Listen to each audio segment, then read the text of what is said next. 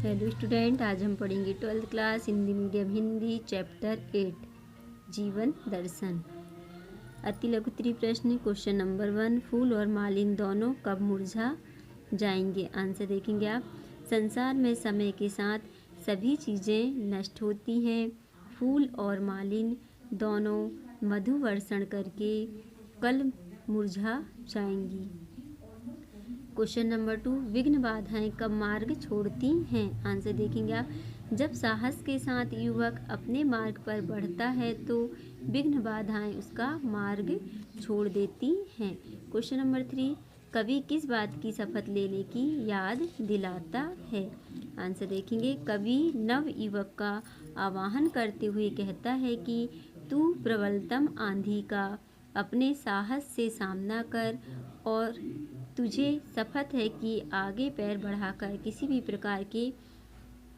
प्रकार से पीछे मत हटना। लघुत्तरीय प्रश्न क्वेश्चन नंबर 1, फूल मालिन से न तोड़ने की प्रार्थना क्यों कर रहा है? आंसर देखेंगे। फूल संसार में और जिंदा रहकर अपना मधु और सुगंध संसार को अर्पण करना चाहता है।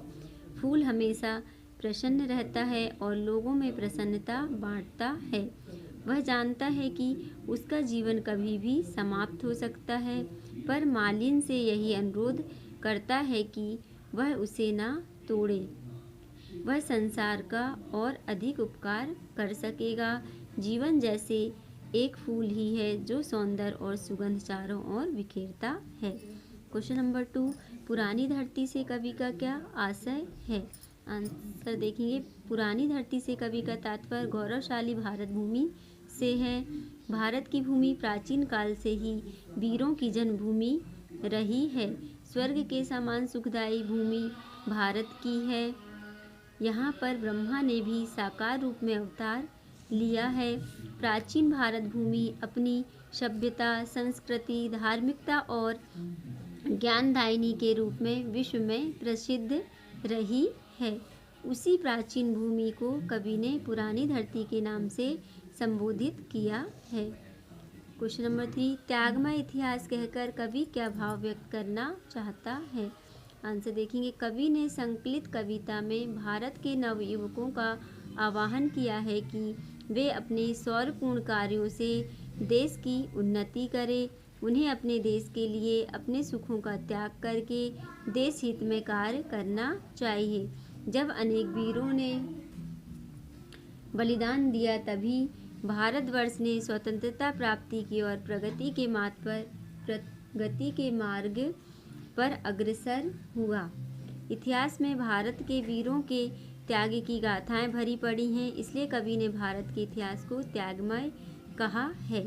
दीर्घोत्तरीय प्रश्न क्वेश्चन नंबर 1, विश्व कब झुकता है? उसे झुकाने की सामर्थ्य किसमें है?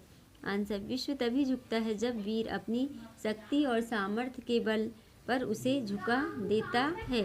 उसे झुकाने की सामर्थ्य उन वीर युवकों में है जो प्रतिकूल परिस्थिति को अपने अनुकूल बना लेते हैं और अभय होकर विजय के गीत गाते हुए अपने सद्मार्ग पर बढ़ते रहते हैं। उन कर्मवीरों के सामने ऐसा कोई कार्य नहीं जिसे वे नहीं कर सकते हों। वे मार्ग की आंधियों से लड़ते हुए अपना पथ सुगम बना लेते हैं और विजय का विश्वास लिए आगे बढ़ते हैं। विश्व उसी को मानता है जो शक्तिशाली है और सामर्थ्यवान है। वह अपने मार्ग से कभी हटता नहीं और विजय प्राप्त करके ही वापस लौटता है।